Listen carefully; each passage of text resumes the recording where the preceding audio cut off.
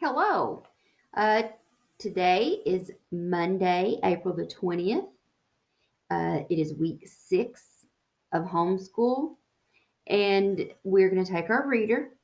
We finished up the last story, and now it's time to review. We're going to go back and do some things with stories we've already read that we didn't get to do the first time. So this will be fun. All right, so it's Monday. Miss Pergamato reads. We're going to read The Tiny Seed on page 177. If you don't have your book, pause this and go get your book. Turn your page to 177, The Tiny Seed by Eric Carle. This is information text. That's the genre.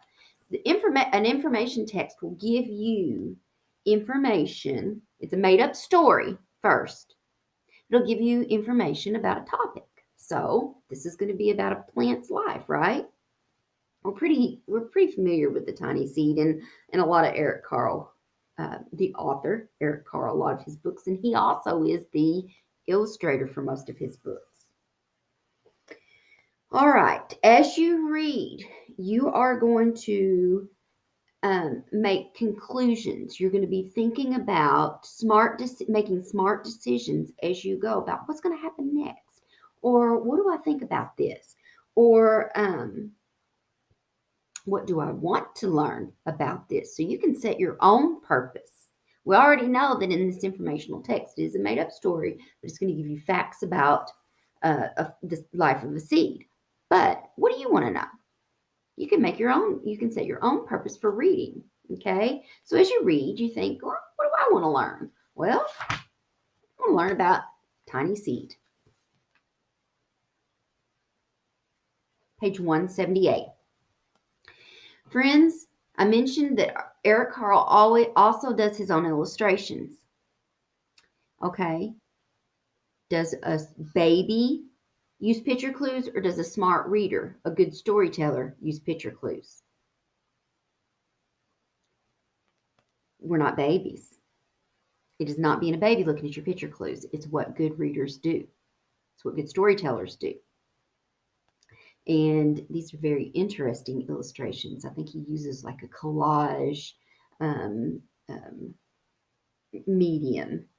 And I'm sure Miss Wittig has talked to you about an illustrator's medium, what they use to create their art. And speaking of art, loved your art show that Miss Wittig posted, and I've provided a link. Moms and dads, grandmas and grandpas, grown-ups. If you haven't seen that, click the link. Eric Carle, The Tiny Seed. It is autumn. A strong wind is blowing. It blows flower seeds high in the air and carries them far across the land. One of the seeds is tiny, smaller than any of the others. Will it be able to keep up with the others?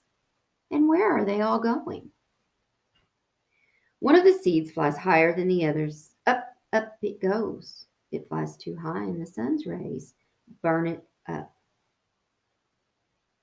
But the tiny seed sails on with the others.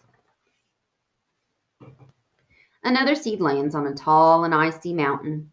The ice never melts, and the seed cannot grow. The rest of the seeds fly on. So can it be too high? Can it be too hot for a seed to survive? Can it be too cold for a seed to survive? The rest of the seeds fly on, but the tiny seed does not go as fast as the others. Now they fly over the ocean. One seed falls into the water and drowns. The others sail on with the wind, but the tiny seed does not go as high as the others. One seed drifts down onto the desert. It is hot and dry, and the seed cannot grow. Now the tiny seed is flying very low, but the wind pushes it on with the others. Can a seed get too much water and drown? Can a seed not get enough water?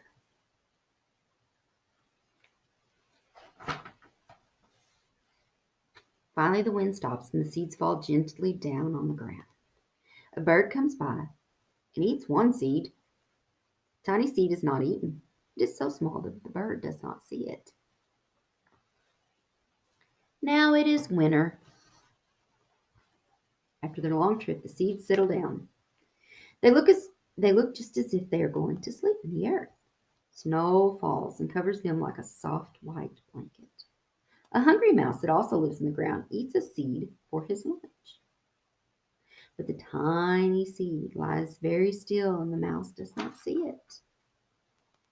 Now it is spring. After a few months, the snow has melted. It is really spring. Birds fly by, the sun shines, rain falls, and the seeds grow so round and full that they start to burst open a little. Now they are not seeds anymore, they are plants. First, they send roots down into the earth. Then their little stems and leaves begin to grow up toward the sun and air. There is another plant that grows much faster than the new little plants. It is a big fat weed, and it takes all the sunlight and the rain away from one of the small new plants. And that little plant dies.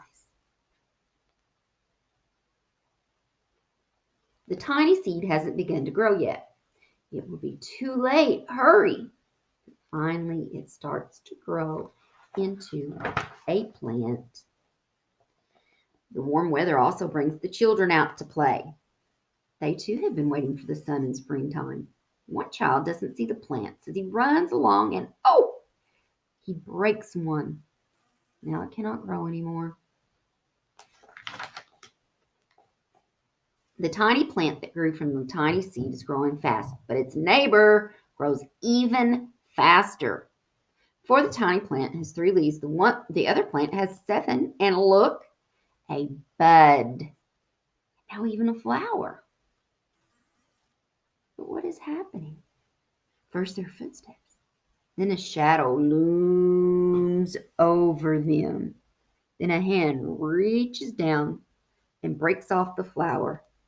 A boy has picked the flower to give to a friend. It is summer. Now the tiny plant from the tiny seed is all alone. It grows on and on. It doesn't stop. The sun shines on it, and the rain waters it. It has many leaves. It grows taller and taller. It is taller than the people. It is taller than the trees. It is taller than the houses. And now a flower grows on it.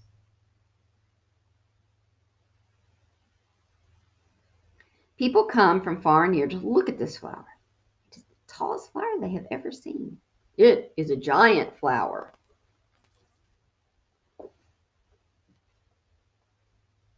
This is a plant. This is the flower. So often we think of every plant as a flower, but they have parts. They have a stem, they have leaves, they have a flower. There's some pollen in there. And down into the ground, what do you get? Roots.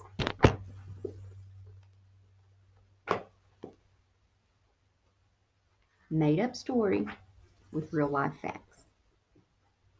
All summer long, the birds and bees and butterflies come visiting. I've never seen such a big, beautiful flower. Now it is autumn again. Started autumn, had winter, had spring, had summer. Now we're back at it. You think the process is going to go start all over again? That is what a life cycle is. Okay? We talked last week, if you did Fridays, you didn't have to, but if you did, 2 weeks ago, the spring break activities, life cycle of a chicken, always comes back all the way back around. That's a life cycle. So this is the life cycle. Yeah. We're back at the beginning. What do you think is going to happen? Would a smart guess be that a giant moved into the top floor of the top leaf of the flower? Not really that kind of a story, is it? It's made up. You think the process is going to start all over again? The circle of life? Let's see. Now it is autumn again. The days grow shorter, the nights grow cooler, and the wind carries yellow and red leaves past the flower. Some petals drop from the giant flower and they sail along with the bright leaves over the land and down to the ground. The wind blows harder. The flower has lost almost all of its petals. It sways and bends away from the wind.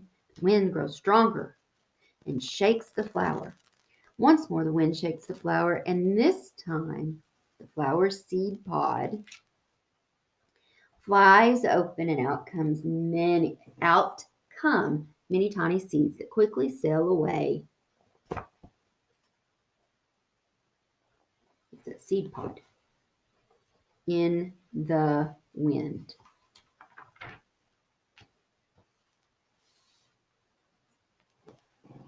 How does the wind help a seed's life? Why do the tiny seeds burst open? Can it be too cold for a seed?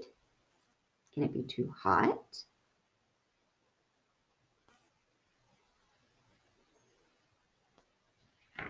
That,